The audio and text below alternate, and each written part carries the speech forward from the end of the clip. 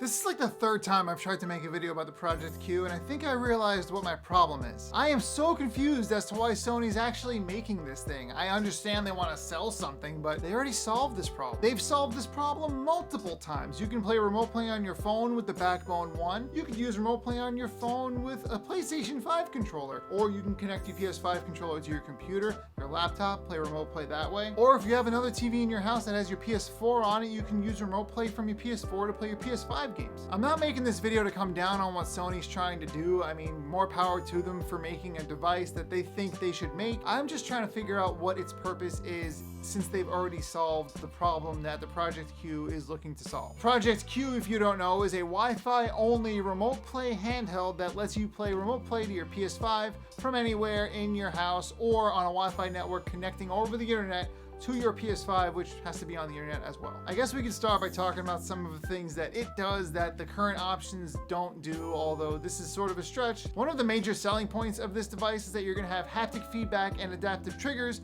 over remote play. And I've never tested this, but I'm pretty sure that the PS5 controller does not have haptic feedback or adaptive triggers over remote play. But if it does, let me know in the comments, and if it does, Project Q becomes even less enticing to me. Of course, we could speculate that maybe there's more to this device that we don't know. Maybe it becomes a companion device to your PS5 games, similar to how the Wii U had a tablet that you would have a screen that was attached to the game you were playing, where in Zelda you would have a map. So maybe in the Project Q you're gonna have that. For God of War you'll have a map, and then you can control the map from there. That's a whole bunch of functionality to put behind a very expensive device, which I wouldn't be surprised by, but I'm sure it won't be game changing. Besides that, the only real use case I can think of for the Project Q is for when you go to the bathroom to poop and you want to play your PS5, but you gotta poop. Maybe they're trying to corner that crowd. I really can't think of a use case around the house for myself where if I can't play my PS5, I need to do it so much that I need a device that's almost the cost of a Nintendo Switch, if not actually the cost of that console. I'll either play my Switch or not play video games for that 2-hour span where I can't get on my PlayStation. Which is why I'm saying I hope there's more to the Project Q.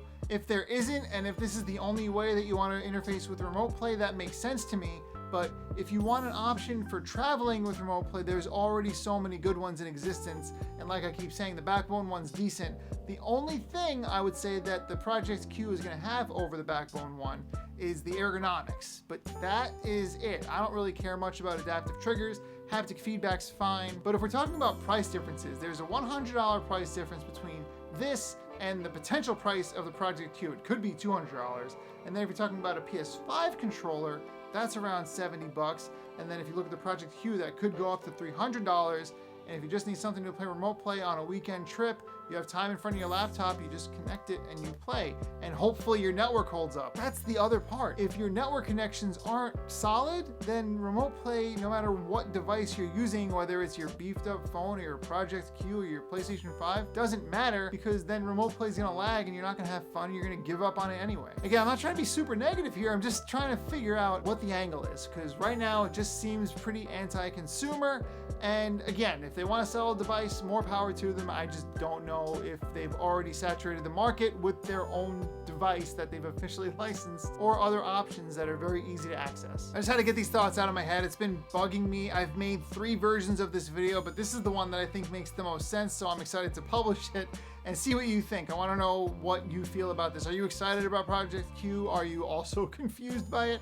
I've spoken to some of my friends and they're also like, don't they have that already? And I'm like, yeah, they do. I've already talked about the Backbone 1 before, but you can use this as a mobile controller for your phone games. And again, if you need to play remote play, it's just fine. Anyway, like the video if you like videos like this, and thank you very much for letting me talk your ear off about my confusion around the Project Q. I hope this gave you something to think about, and I will see you in the next video.